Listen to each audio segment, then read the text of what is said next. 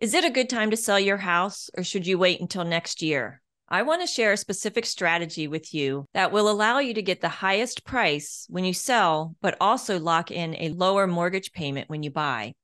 This strategy gives you the best of both worlds. I'll admit this video is a little long, but I wanted it to be as informative as possible. By the way, I'm a licensed realtor in the Florida Keys. If you choose not to work with me and work with another agent, here's my honest advice for 2023. All right, let's get started. This might surprise a lot of people, but based on recent sales data, here's the truth about selling your home in 2023. I've narrowed it down to the 3 things you need to know before listing your home for sale. I'll be honest, the first is bad news, but the second 2 are good news. I'll start with the bad news, but keep watching all the way to the end of this video because points number 2 and number 3 are actually good news. Number 1, the bad news is that interest rates are still really stinking high. There are 3 dates you need to keep in mind if you're thinking of selling your home this year: September 19th and 20th, October 31st and November 1st, December 12th and 13th. These are the official dates that the Federal Reserve is meeting to discuss either raising or lowering interest rates. Now, I don't have a crystal ball, but it's safe to say rates will remain high for at least the next 6 months. This is actually an opportunity, and here's why. Normally, people think about low interest rates as being great for buyers, not sellers, but it makes the monthly mortgage payments cheaper. But this also affects sellers because when buyers have access to cheaper money, they're willing to pay a higher price for the home. This, in a nutshell, is what happened in 2021.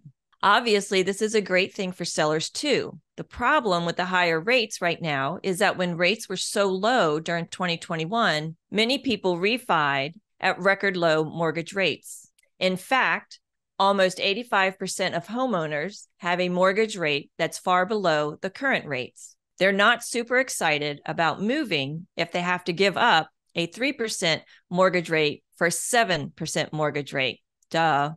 This is more than anything what's keeping inventory really low. For buyers wanting to buy in the Florida Keys right now, there's just not many homes to look at. But this is true everywhere, not just here in the Keys. The National Association of Realtors reported there were just 1.08 million homes for sale last month compared to 1.92 million homes during the same month in 2019. In other words, there used to be almost twice as many homes for sale as there are right now. If it feels like there aren't many homes on the market, it's because there aren't. It's because of interest rates. So if you want to sell, you'll still get a great price for your home right now. Home prices are still high in the Keys, and they'll stay that way for the next 5 to 10 years.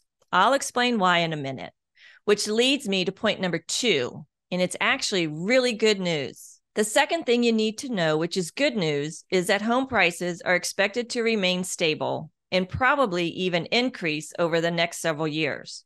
There's no crash coming. This is good news because it means you don't need to stress out about waiting and trying to time the market. One of the biggest mistakes I see buyers making here is they want to wait until home prices come down or wait until interest rates come down. Waiting is not a good strategy. As the old saying goes, don't wait to buy real estate and wait. This is especially true in 2023 because of one simple word: demographics.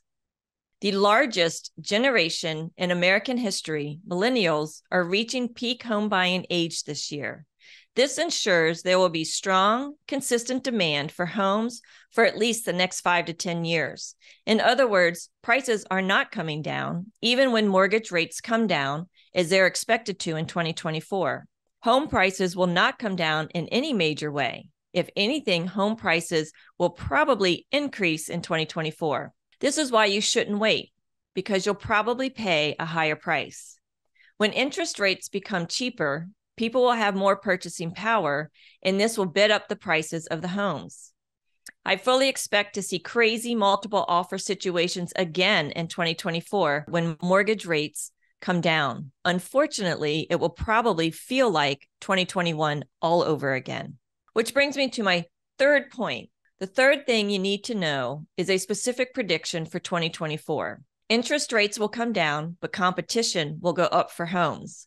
This means that it could be harder to buy a house next year than it is this year, even though the rates could be lower. This is because there will be more competition next year. We're already seeing this priced into the adjustable rate mortgage market. Usually, you get a better deal in the short term on adjustable rate mortgages, but that's not really true right now. That's because even the mortgage investors know that interest rates are likely to be lower next year. This is why the specific strategy I'm recommending is to buy or sell your home this year, lock in today's home prices, and then simply wait until next year in 2024 to refinance the mortgage at a lower rate. This gives you the best of both worlds. You can lock in today's home prices before they continue to increase next year.